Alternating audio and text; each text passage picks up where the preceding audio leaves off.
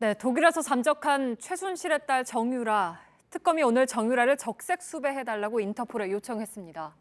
그러나 정유라는 현지에서 변호인을 선임하고 대응에 나섰습니다. 적색 수배가 떨어지면 곧바로 송환이 가능한 건지, 독일에서 버티기에 들어가면 어떻게 되는 건지, 팩트체크에서 정유라의 신병 확보를 둘러싼 논란을 짚어보죠. 오대영 기자, 우선 정유라 변호인이 적색 수배 대상이 아니다라고 지금 주장을 하고 있죠? 네, 그 변호인의 주장은 틀렸습니다. 네. 적색 수배 절차를 제가 보여드리면 그 네. 이유가 나옵니다. 오늘 특검에서 요청을 했죠. 이어서 우리의 경찰청이 검토를 한 뒤에 인터폴에 최종 의뢰를 합니다. 경찰청은 국제공조수사 매뉴얼에 따라서 의뢰를 할지 말지를 결정을 하는데 인터폴 규정에 따라서 우리가 만든 우리의 기준입니다. 네. 이 기준 한번 보시죠. 첫 번째, 살인, 강도, 강간 등 강력범죄입니다. 두 번째, 폭력 조직의 중간 보스 이상. 세 번째, 50억 원 이상의 경제범죄. 이런 범죄에 대해서 적색 수배를 내릴 수 있다.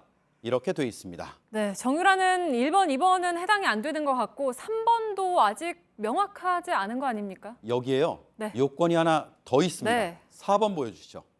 수사기관에 요청한 중요 사범. 특검은 정유라를 중요한 수사 대상으로 판단했습니다. 따라서 경찰은 정유라의 적색 수배를 인터폴에 의뢰하는 건 문제가 일단은 없어 보입니다. 그러니까 우리나라 한국 내에서는 이런 절차가 가능은 하지만 인터폴에서 또 적색 수배 대상으로 결정을 하느냐 이건 또 다른 문제 아니겠습니까? 그렇죠. 경찰청은 우리 기준인데요. 네. 인터폴 기준은 어떤가? 저기는 1982년도에 만들어진 또 기준이 있습니다. 네. 지금도 쓰이고 있습니다.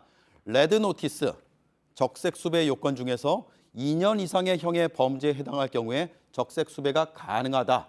또 국제수사 협력의 중요한 경우도 판단할 수 있다. 정유라는 2대 부정 입학으로 업무 방해 혐의를 일단 받고 있습니다. 다 차치하고 이것만 보더라도 5년 이하의 징역이 가능하다는 게 형법 314조에 나오니까 우리나라 안에서도 인터폴에서도 모두 가능한 겁니다. 네, 그러니까 뭐 살인 같은 범죄가 아니더라도 지금 혐의만으로도 충분히 적색 수배를 요청하는데 문제가 없다는 거군요. 그렇습니다. 적색 수배 내려진 사례를 제가 한번 보여드리겠습니다. 네. 첫 번째, 김우중 전 회장 있죠? 네, 41조 원대 규모의 그 분식회계가 있었죠. 그렇죠. 네, 조이팔. 뭐 희대 사기꾼. 네. 네. 그리고 마지막은 음란 사이트인 소라넷의 운영자도 적색 수배가 내려졌습니다. 이외에도 해외 도피 사범의 60%가 적색 수배를 받아왔죠. 네, 그럼 적색 수배가 내려질 가능성은 매우 크다고 보면 되겠는데 그 이후의 절차는 그러면 어떻게 되는 겁니까? 네, 경찰청이요. 지금 체포영장을 발부받아서 네. 특검이 경찰청에 넘기고 경찰청에서 인터폴에 보내서 저 체포영장을 토대로 이제 독일로 보냅니다. 적색 수배가 내려지면요. 독일 경찰은 한국의 체포영장을 가지고 정유라 체포에 나서면 되는 겁니다.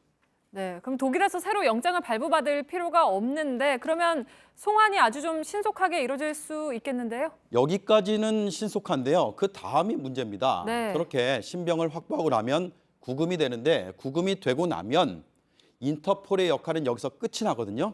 다음 노란색이 아주 깁니다. 양국의 법무부와 외교부가 관여하는 범죄인 인도 절차입니다. 그런데 네. 이건 다 재판을 거쳐야 합니다. 한국으로 보낼지 말지를 독일 법원이 최종 결정하는 거죠. 정유라는 재판 과정에서 한국으로 돌아갈 수 없다. 이렇게 계속 주장을 할 수도 있는 겁니다. 네, 잠시 그 오대영 기자 목소리가 네. 네, 대체 얼마나 열심히 준비를 한 겁니까? 네. 네. 고맙습니다. 그러면 이게 지금 사실 좀 낯설지가 않은 게 사실 세월호 참사 때 유병헌 씨 딸 유섬나 씨도 이 방식을 썼고 지금 실제로 아직도 송환되지 않았잖아요. 유섬나는 지금 3년 가까이 국내에 안 들어오고 그렇죠. 있습니다. 네. 1심 거쳤고요. 2심 거쳤고 3심까지 해서 다 패소했습니다. 그런데 지금 인권재판소에 또 제소를 해서 버티고 있습니다.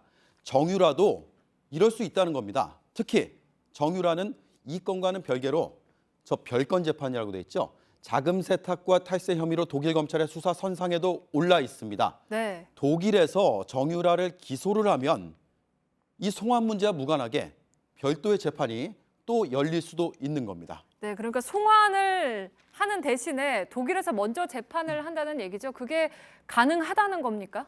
그럴 가능성을 완전히 배제할 수 없다라는 말씀을 지금 네. 드리는 거고요. 이건 한국과 유럽 평의회 간의 협약입니다. 제19조에 인도 청구 결정 후에 당사자가 피청구국이 소송을 제기할 수 있도록, 여기서 피청구국은 독일입니다. 그렇죠. 또 독일에서 형을 복역할 수 있도록 네. 인도를 연기할 수 있다, 이렇게 되어 있습니다. 만약에 독일 법원에서 정유라 재판을 이유로 송환을 미루자고 주장을 하면 더 늦어질 수도 있다는 겁니다. 정유라는 지금 업무방해 정도가 아니라 해외 재산 은닉 여부를 밝히는 핵심 인물로 꼽히고 있습니다. 결국 최선의 방법, 자진 입국, 수사 협조입니다.